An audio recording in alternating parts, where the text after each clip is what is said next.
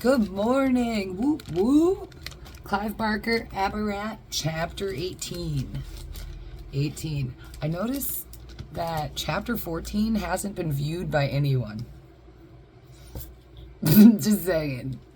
So, on that note, I am going to make sure that I don't post more than one chapter a day. Because I think that's what happened. So, Chapter 18 is The Tale of Hark's Harbor.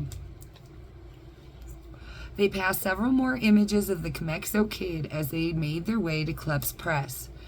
He was on the poster advertising his cinematic adventures, the Comexo Kid and the War Dogs, and there were several more advertisements for his panacea. His face was on the t-shirts of the children who ran by, and the toys that they were playing with were plastic versions of the Comexo Kid. Do you have anything like this in the hereafter? Club asked. Things like the kid? Yes, you can't escape him. Candy thought about this. Not one thing, she said. Not like the kid. He seems to be everywhere. He is, said Club grimly. You see, the Comexo Company has this promise. They will take care of you from the cradle to the grave, literally. They have Comexo Kid maternity hospitals and a Comexo Kid funeral service. And in between, while you're living your life, there's nothing they can't supply. Food for your table, clothes for your back, toys for your children. What does Comexo want? Candy said. It's not Comexo. It's the man who owns Comexo, Rojo Pixler, and it's what he wants. And what's that? Control of us all. Of all the islands. He wants to be king of the world. He wouldn't use the word king because it's old-fashioned, but it's what he wants. And you think he'll get what he wants? Clep shrugged. Probably, he said. They were almost at the top of the hill now, and Samuel paused to look up at the sculpted version of the Comexo Kid that was mounted on the building that had awaited them at the end of their journey. It was huge. Behind that happy smile, he said, is a very cold mind. Cold and clever, which is why he's the richest man in the islands, and the rest of us are left buying his panacea. You too? Me too, Clep said, sounding more ashamed of his confession. When I get sick, I drink his panacea, like everybody else. Does it work? Well, that's the trouble, Samuel said. It does. It makes me feel better, whether I've got a bellyache or a bad back. He shook his head despairingly and dug in his pockets, pulling out a bunch of keys. Selecting one, he led Candy to a little door, which was so dwarfed by the statue of the kid that she would have missed it had Clep not led her to it. As he put the key in the lock, he spoke again, his voice now lowest of whispers. You know what I heard? No, what? Now that this is just a rumor, maybe it's nonsense. I hope it's nonsense.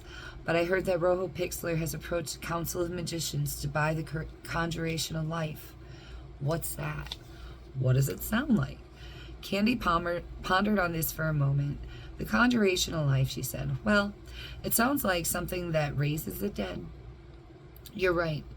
It's certainly been used for that purpose in the past, though the results are unpredictable, and they can be grotesque, sometimes tragic. But no, that's not what Pixler wants it for. What then? Candy said. Then her eyes grew wide. No, she said, not the kid. Yes, said Samuel. He wants to use the Conjuration of Life to give life to the Comexo Kid. According to my sources, he was refused, which, if any of this is true, is all good. What was his response? Outrage. He flung a fit. He kept saying, the kid is a joy bringer. You can't deny him life. He could spread so much happiness. But you don't believe that about being a joy bringer? Here's what I believe, said Samuel.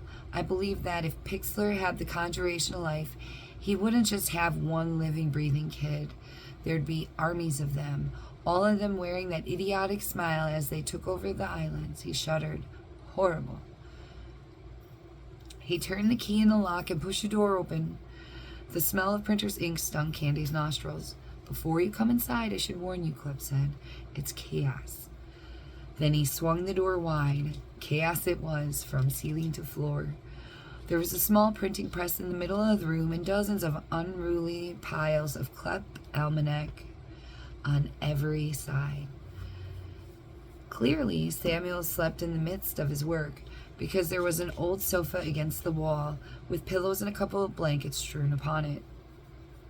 But what immediately drew Candy's eye was a number of faded sepia photographs that were framed and hung up on one of the walls, the first in the series printed in the lighthouse where Candy's journey first began. "Oh my," she said. Klepp came over to look at the pictures with her. "You know this place?" "Yes, of course. It's near my home in Chickentown." She moved on to the next picture. It was a photograph of the jetty that had appeared from the ground when she'd been summoned to the Sea of Isabella. The picture had been taken at a busy and apparently happy time. There were people crowding the jetty from end to end, some dressed in what looked like to be frock coats and top hats, others, the stevedores and sailors, more simply attired. Moored at the end of the jetty was 3-mast sailing ship. A sailing ship? In the middle of Minnesota? Even now, having walked on the jetty and skipped that sea, the notion still astonished Candy.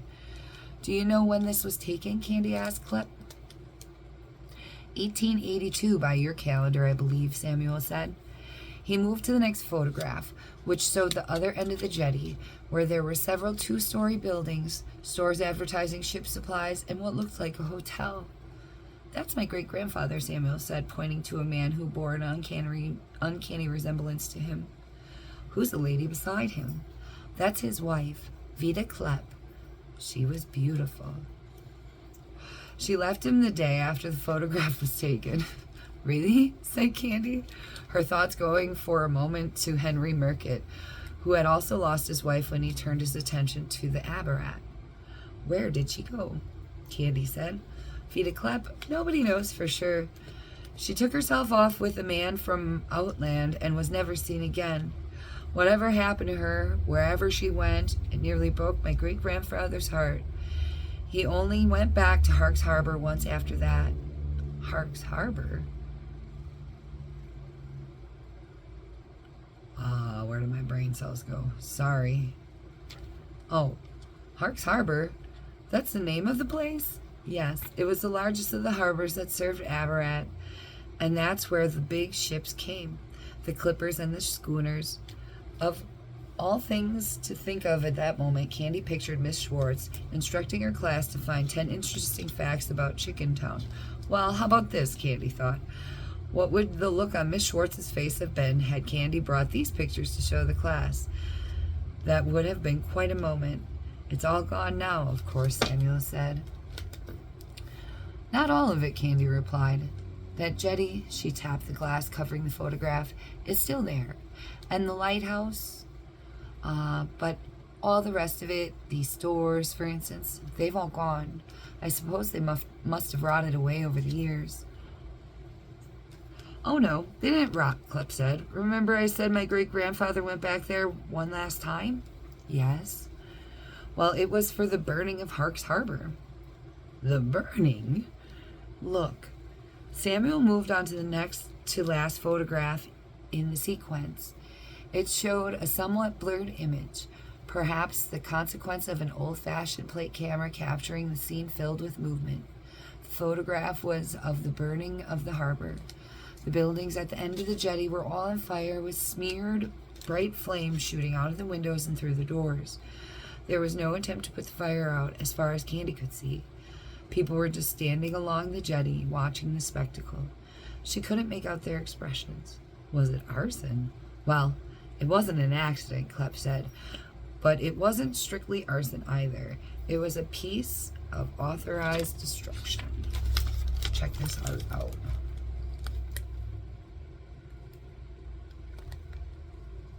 I don't even know, so I'm sorry. I can't see what I'm doing.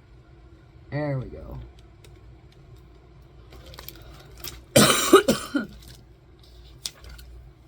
I don't understand. As I told you, Hark's Harbor was a place where most of the businesses between the islands and the hereafter was done. It was a very busy place. Sometimes there were as many as 10 ships unloading and loading every day. There were cargoes of ABARAT and wine and spices from the islands, and slaves, of course. And these people knew where the slaves came from, Candy said, amazed by the idea. People knew about ABARAT. Oh yes, they knew, Clive said. But it wasn't common knowledge, you understand. There was a select circle of merchants from your world who liked doing business over here, and they did a roaring trade. Obviously, they didn't want to have to divide the profit, so they didn't share the secret. And then, of course, there was a merchant over here who imported art and plants and animals from the hereafter and made a fine business out of that. So why the burning? Greed, said Samuel. In the end, everybody began to get greedy. The ABARAT merchants started to sell things that should never have been seen in your world. Magical treasures that were stolen out of temples and dug up from burial sites, then sold in the hereafter for enormous amounts of money. Obviously, this couldn't go on. Our people were being soiled by the ways of your world, and probably vice versa. There were bitter disputes, and some ended in murder. No doubt there was fault on both sides, but my great-grandfather was of the opinion that the hereafter was a place for the infinite. It was a place of infinite. Wow, let's start that shit over. No doubt there was fault on both sides, but my great-grandfather was of the opinion that the hereafter was a place of infinite corruption. He said that the almanac, that it would wither the soul of a saint. Now he had to reason to hate the hereafter, and it had claimed his wife. But I believed he was probably right. The trade between the hereafter and the ABARAT corrupted everyone, the merchants, the seamen, and probably the people who bought the merchandise in the end. That's sad. Clive nodded. It's a tragic tale, he said. Anyway, it was decided that the trade had to stop. No more selling of ABARAT and slaves or magic. So the harbor was burnt down to almost nothing, Clive said. He moved on to look at the last photograph in the sequence. It showed the gutted building still smoking and a row of people along the jetty waiting to board a clipper ship. The last ship out, Clive said. My great-grandfather was on it. This is the final picture he took in your world. Amazing, said Candy, but look. She pointed to the lighthouse, which was visible in the picture beside the clipper, clearly undamaged by the fire. Why did they leave the lighthouse intact? Clive shrugged. Who knows? Maybe one of your people paid somebody to leave it there in hope that the business would one day resume. Or perhaps they thought it would fall apart on its own in time. Well, it didn't, Candy said. Not completely. I'd like to see it one of these days, Clive said. Maybe get some photographs for the almanac. Before and after, you know. That would sell a few copies. Of course, a lot of people would probably say I faked it. People really don't believe my world exists, do they? Candy said. It depends on who you ask. The ordinary man in the street? No. He thinks the hereafter is a story to tell his children at night. Candy smiled.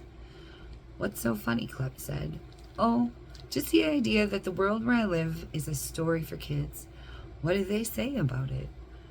Oh, that it's a place where time goes on forever, and where there are cities the size of an island, that it's a place full of wonders. Well, they'd be very disappointed if they knew the truth. I don't believe that.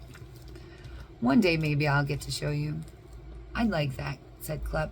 In the meanwhile, do you want a bird's eye view of my world? Of course. Come with me then. He led her to a small door on the far side of the room, and had an iron gate in front of it, which opened like a concerta. My private elevator, Clive said, pulling the gate open, all the way up to the top of the towers. Candy stepped inside, and Clive followed, closing the gate behind him. Hang on tight, he said, turning an antiquated handle that had marked 2 directions, up and down. The elevator ascended with much creaking and complaint, sometimes passing on opening that gave Candy a tantalizing glimpse of the interior of the towers that were perched on top of the great head. Eventually, the elevator began to slow down, and finally, with a great, loud, grinding noise, came to a halt. Candy could already smell the clean sea air. a pleasant contrast to the smoky interior of the Yebadim day and the printing ink stench of the almanac press. Now please, Samuel cautioned. I urge you to be careful up here. The view is wonderful. However, we're very high up. I don't believe anybody comes up here but me. It's dangerous, but you'll be fine as long as you take care. His warning offered, Samuel opened the gate and led Candy up a narrow flight of steps. At the top was a grill, which he lifted up and threw back with a loud clang. After you, he said, moving aside to allow Candy to step out to the stairway and into the open air. And that concludes chapter 18. Chapter 19 is called On Vespers Rock. So, cool. Chapter 18 done. Whoop whoop. Happy Wednesday, but happy whatever day it is that you watch this on. Whoop whoop.